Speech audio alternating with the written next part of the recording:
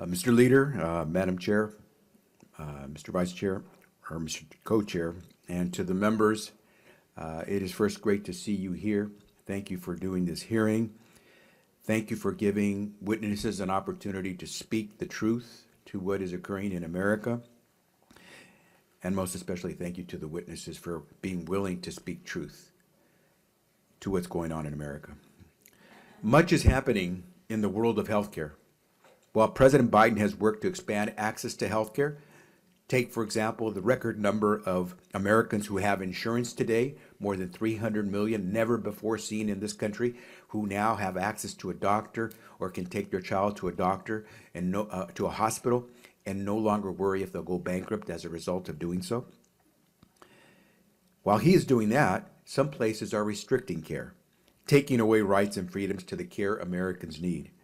Right now, 23 million women of childbearing age live in states with abortion bans, including 4 million Floridians who are here today trying to make sense of yesterday's Supreme Court decision. It is important to hold this field hearing here in Broward County because the people of Florida know firsthand what it's like to have their rights limited. People like Deborah Dorbert and Sandra Elidor, who courageously shared their powerful, painful stories. It is important to be here today because we know that women and doctors are facing risks and threats to their life and well-being.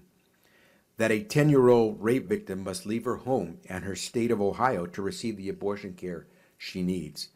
That a 13-year-old rape victim in Mississippi starts the 7th grade as a mom because she didn't get care when she needed it.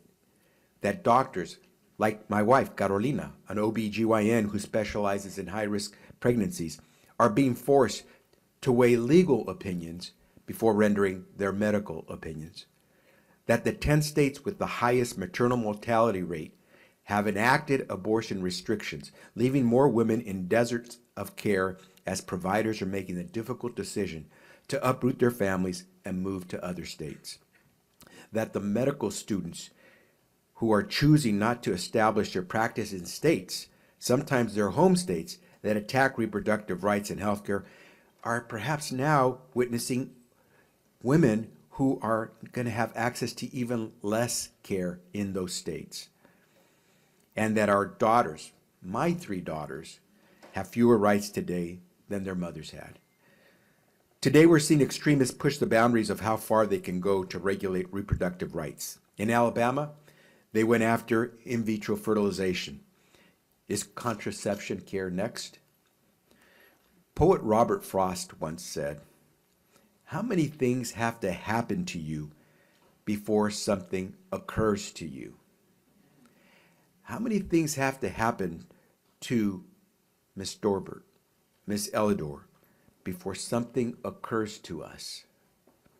President Biden, Vice President Harris, each and every one of you, we've all been working across government to expand rights and push back against these deeply unpopular and dangerous restrictions. We're protecting an American's right to privacy as a patient, but also as a provider. We've increased access to contraception through the marketplace under the Affordable Care Act and under Medicaid. Women now have access to the first over-the-counter birth control pill.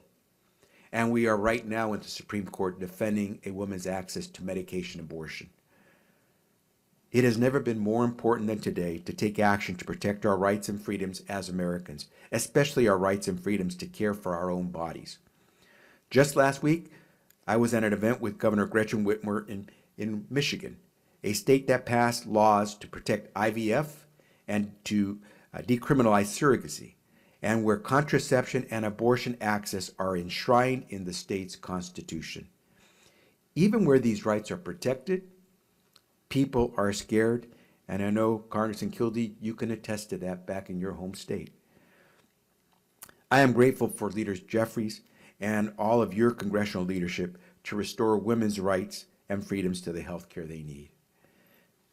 But I am most grateful and proud for the courageous actions of our witnesses today, their stories, their willingness to share their personal, private, painful experiences will lead the fight to restore our rights and freedoms to the care we each need.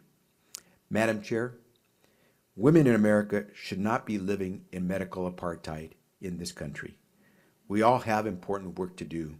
Thank you for letting me be part of that.